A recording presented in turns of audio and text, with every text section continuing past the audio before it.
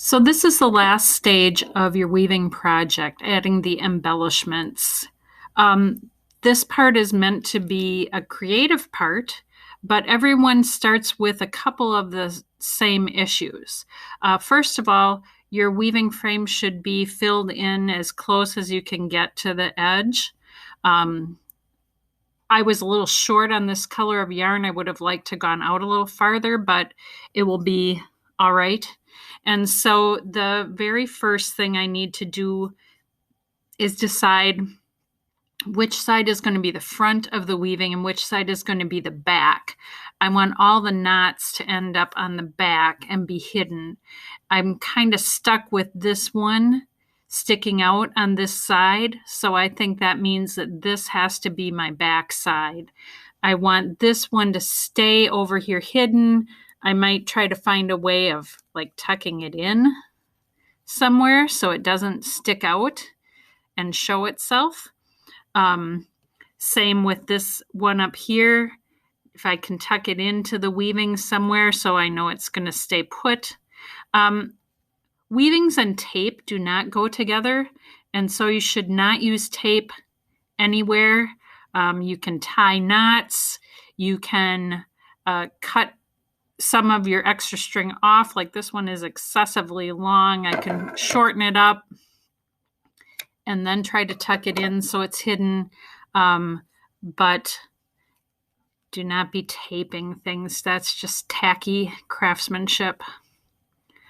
It would be possible, if it's necessary, to use Elmer's glue in places. Like I'm going to tie these two threads to each other so that they'll stay put on the backside. It's probably hard for you to see under the camera what I'm doing, but that is what I'm doing. Okay, so that makes my front look quite a bit cleaner. I've just got this one knot here that shows, and I should be able to take either my fingertip or sometimes a pencil will work.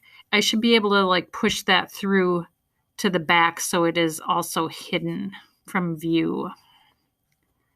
So I've got it all cleaned up. Then I'm ready to get to think about the fun part. I kind of can't do anything with this tie off from where I was wrapping the ring. All I can do is shorten up those ends now. Yeah. Okay, so I've made it as neat as possible. Then before I start to add the decorations, I need to consider the shapes that I made and how should this radial design be oriented, which should be the top, which should be the bottom, so that it looks balanced, because that makes a difference in how you arrange things when you decorate. I think I'm going to go with this being the top and make this dark blue be the bottom. So that is the first step. So what I have here for the demonstration is sort of a sampling of the materials that you might have.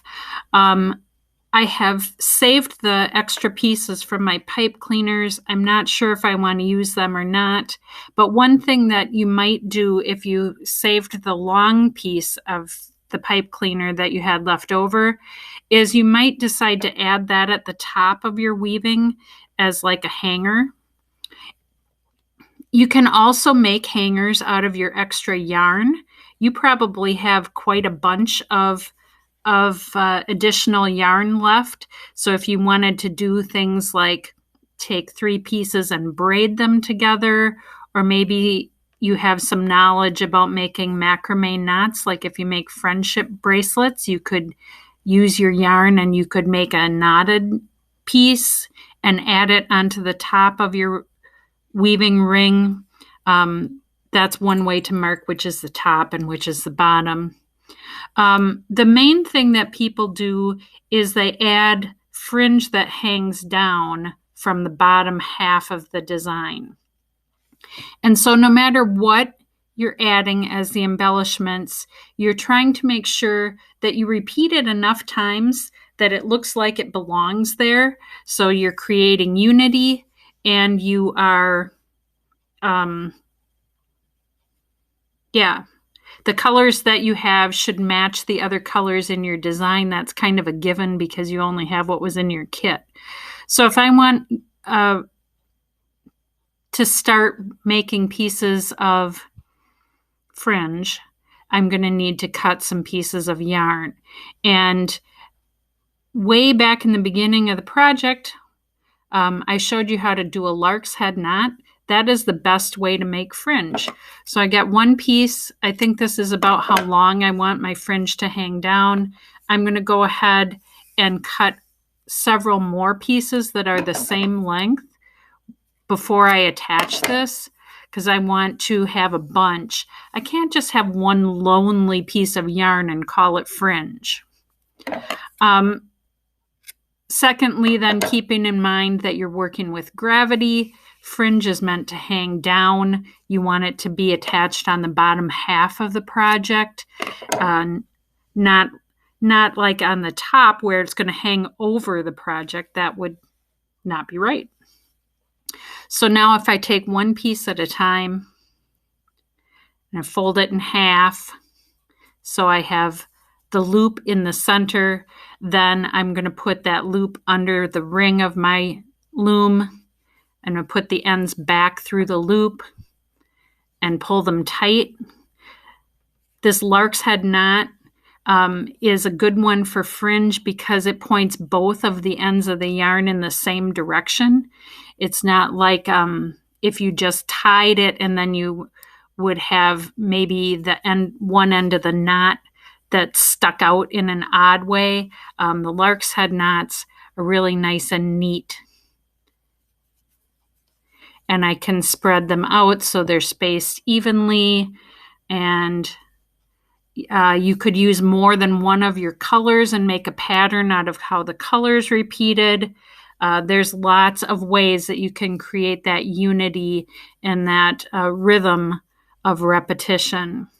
Oops, I got that one pulled kind of uneven. I better try and fix it. Okay, so there's my startup. So now if I plan to have beads or feathers on there, then what I'd be looking at doing is how can I attach them onto my yarn also. What people usually do with feathers is they end up taking their yarn and tying it around the feather. But sometimes that isn't very secure by itself, even if I do a nice double tie around the tip of my feather so that it'll hang down from my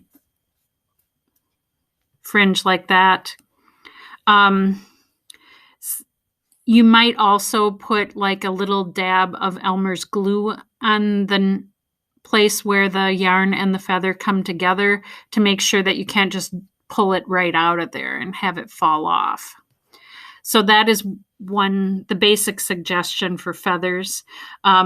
Same way, you're always trying to keep it balanced. You're trying to have unity. So if I have like feathers that are different sizes, maybe I'm trying to look at where am I placing the biggest ones, where am I placing the littlest ones, so they're spread out evenly for balance. Really, you had to choose between feathers and beads, so you wouldn't have both, but I wanted to show you how both might work.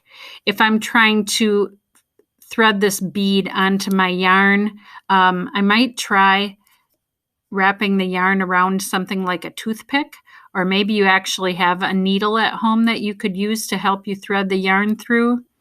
There, I got it.